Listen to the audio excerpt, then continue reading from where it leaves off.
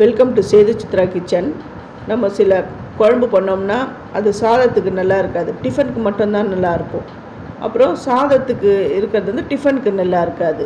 அந்த மாதிரி குழம்பு வைப்போம். இந்த குழம்பு வந்து எல்லாத்துக்குமே டிஃபன் சாதம் எல்லாத்துக்குமே அவ்வளோ ஆப்டாக இருக்கும். இது வெஜ் குருமா. என்ன இது வெஜ் குருமா எனக்கு தெரியாதா இது அப்படின்னு நினைக்காதீங்க.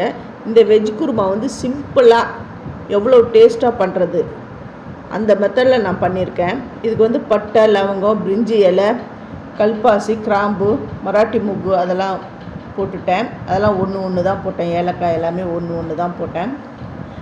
அதெல்லாம் பொரிஞ்ச உடனே வெங்காயம், கருவேப்பிலை போட்டிருக்கேன். அந்த வெங்காயம் கண்ணாடி பதம் வந்த உடனே இஞ்சி பூண்டு பேஸ்ட்டு போட்டாச்சு. போட்டு நல்லா வதக்கி பச்சை வாடெல்லாம் போன உடனே கட் பண்ணி வச்சுருக்கிற தக்காளியை போட்டிருக்கிறேன். வெங்காயம் தக்காளிலாம் எவ்வளோ போட்டு இருக்கிறீங்க அப்படின்னா, வெங்காயம் வந்து ஒரே ஒரு வெங்காயம், மீடியம் சைஸில் இருக்கிற ஒரு வெங்காயம், மீடியம் சைஸில் இருக்கிற ஒரு தக்காளியை தான் நான் வந்து கட் பண்ணி வச்சுருக்கிறேன். இது எல்லாமே நல்லா வதங்கணும். இப்போ வந்து இது வதங்கிறதுக்கு தேவையான அளவு உப்பு நான் போட்டேன்.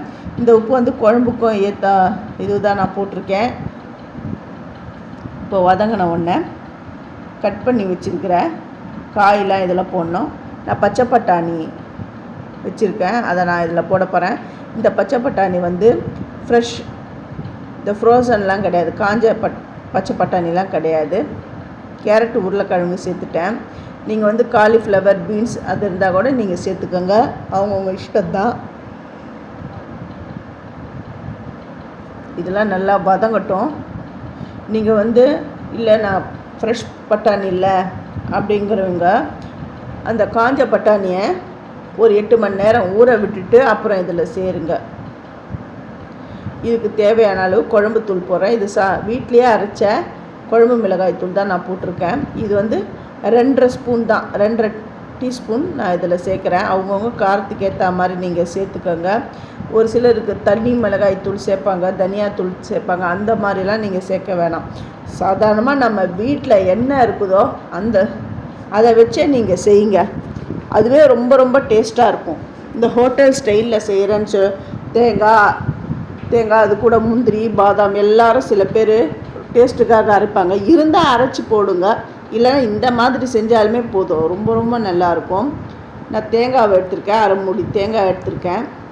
கசகசா 1 ஸ்பூன், 1/2 ஸ்பூன் சோம்பு,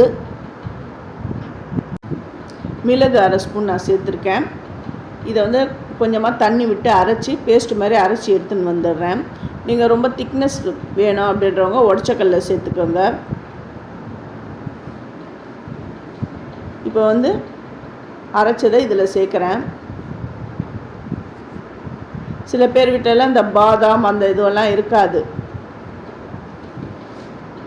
நீங்கள் இப்படியே நம்ம வீட்டில் இருக்கிற பொருளை வச்சே நீங்கள் குழம்பு இந்த மாதிரியே பண்ணுங்க, ரொம்ப ரொம்ப நல்லாயிருக்கும். அந்த மிக்ஸி ஜாரில் கொஞ்சம் தண்ணி விட்டு நான் இந்த குருமாவில் சேர்த்துட்டேன். கொத்தமல்லி தழைகளை இதுக்கு மேலே தூவிட்டு இதை வந்து ஒரே ஒரு விசில் வந்தால் போதும். ஒரு விசில் வந்தாலுமே குழம்பு ரெடி ஆகிடும். இது எல்லாமே கலக்கி விட்டுட்டு இதுக்கு மூடி போட்டு மூடிடுறேன். அதுக்கு லைட்டாக ப்ரெஷர் வரும். அது லைட்டாக அந்த வேப்பர் வரும்பொழுது தான் நம்ம வந்து வெயிட் வைக்கணும். இது வந்து ஒரே விசில் தான், அதுக்கு மேலே நீங்கள் அடுப்பில் வைக்க வேணாம். வெயிட் போட்டுவிட்டேன்.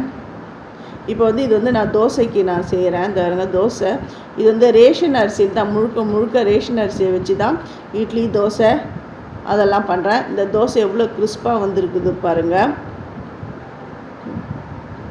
இட்லி, தோசை, சப்பாத்தி, பூரி, ஆப்பம், இடியாப்பம், அப்புறம் பரோட்டா, பூரி எல்லாத்துக்குமோ இந்த குழம்பு அவ்வளோ நல்லாயிருக்கும். கிறிஸ்பான சூப்பரான தோசை ரெடி ஆகிடுது, எடுத்து வச்சுட்டேன். இப்போ இதுக்கு குருமா. இந்த தோசைக்கும் குருமாக்கும் அவ்வளோ சூப்பராக இருக்கும்.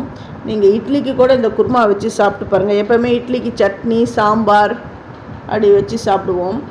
இந்த குருமா வச்சு சாப்பிடுங்க, அவ்வளோ சூப்பராக இருக்கும். ஃபஸ்ட்டு என்னுடைய வீடியோவை பார்க்குறவங்க சப்ஸ்கிரைப் பண்ணலைன்னா சப்ஸ்கிரைப் பண்ணுங்கள்.